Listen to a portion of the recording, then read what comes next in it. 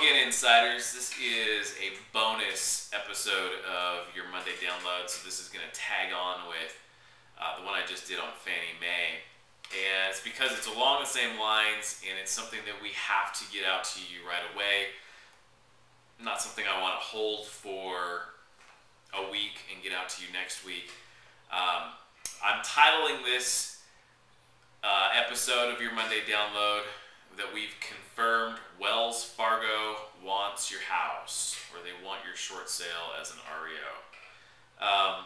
Wells Fargo, as you know, is the second largest servicer of mortgage loans in the United States, and they have released a new policy that guarantees more properties going back REO and not selling prior to foreclosure.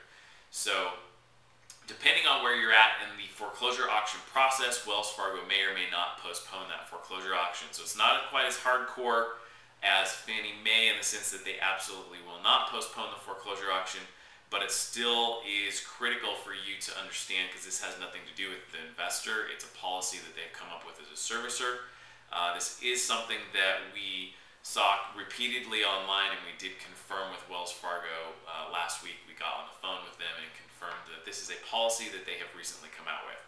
So, actually, thanks to one of our network agents, Brian Souza, who brought this to our attention at the beginning. He got an email from a title company. Obviously, they had been dealing with the Wells Fargo file that brought this to their attention, and so this caused us to get in and dig in and do some research and confirm some of this information. So let's start with the worst and work our way back to the best. So your worst situation with Wells Fargo, worst case scenario, you are 10 days or fewer to foreclosure auction. So 10 days or fewer to foreclosure auction. They are going to automatically decline your short sale file and remove it from their system. No ifs, ands, or buts. They're not going to even look at it. They are literally, they told us, going through old files. So it doesn't matter if we've been working on a short sale for 12 months or 6 months or however long we've been in process. If we are now 10 days or fewer to foreclosure auction, they're literally going through all their files, and they're automatically declining them and kick them out of the system. They're not even going to work them anymore. It's done. It's over. Those are going to go to foreclosure auction, and there's nothing anybody can do about it. 11 days or more. So we have 11 days or more until the foreclosure auction has been set to sell. They will review and work that short sale, and they will give us an approval. So they will work it to approval as long as we don't pass that over that 10 days. So if they're working it, they get to day 10, they're going to decline it. So let's say we're on a day 11 when we get our approval letter. They're going to postpone the foreclosure auction, and they're going to issue an approval for 30 days on that short sale. They are not going to issue any extensions on that 30-day approval. So if there is an auction set and you're over 11 days or more until that auction foreclosure date is going to happen, they will give you a 30-day approval, and they will not extend it. So a lot of times buyers and agents and all these people involved in the transaction, they think, oh, we've got 30 days, but if we can't quite make that date, then maybe we can get an extra 5 days to close. They're not going to do that. They've specifically said that you get a 30-day window. We don't care if it's 60 days to foreclosure auction or 90 days to foreclosure auction or more.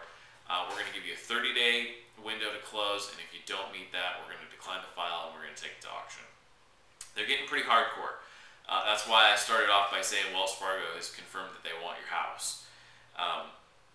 The next, and obviously the best scenario, is if there's no foreclosure auction sale date set at all. Well, if there's no auction date set, then we have no clock that we're running against, and basically they've told us they're going to run their normal process, and they will grant between 45 and 60 days to close. Now, it's very possible that that means they're going to give a 30-day close, and then they'll extend it up to 60 days, so they may give you another 15-day window and then a 15-day window after that.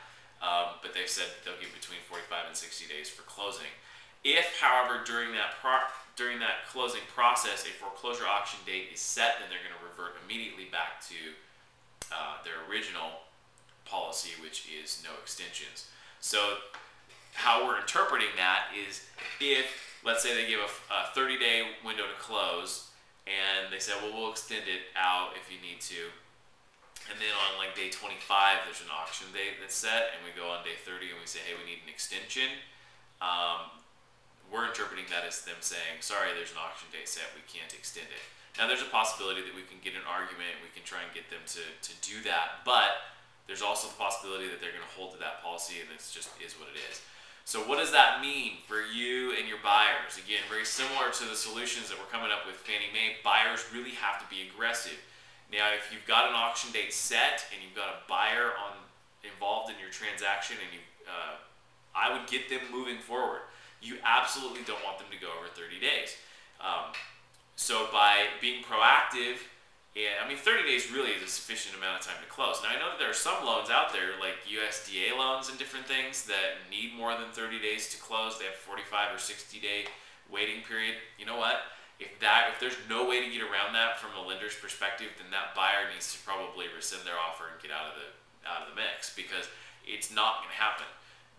Wells Fargo is not going to make that extension. They're not going to give 45 days. So either they need to change loan types, or they need to just find a different house, because it's going to not only waste your time, but it's going to potentially put your seller in a situation where they're going to lose their house. So if you've got Wells Fargo files right now, I'm recommending that you go through them, find out if there are any in foreclosure. If there are with foreclosure dates set, that you go to those buyers, let them know about the change of policy so that they are able to adjust or talk with their lenders and make sure that they're doing everything they can to have the fastest close possible. Get them completely underwritten. We had a lender the other day who was a great lender, totally aggressive on working her file. She got the sellers or the buyers completely underwritten. We still had to do appraisals and inspections, but she was able to get all of that done and get the thing funded in 2 weeks. Okay, well then that means that we are definitely able to do the deal. But the buyer's lender has to know what's going on and has to know how critical it is that they get all that stuff put together. So that's the deal on Wells Fargo. Again, I want to dialogue with you guys. If you have questions, or you need to strategize, or you have a Wells Fargo file that you need to get some information on, give me a phone call. Let's talk about it. We want to help you find success. Obviously, we want success in our negotiations. So, all right, well, we will talk to you soon. Have a great week, and keep doing short sales. We'll talk to you soon. Bye.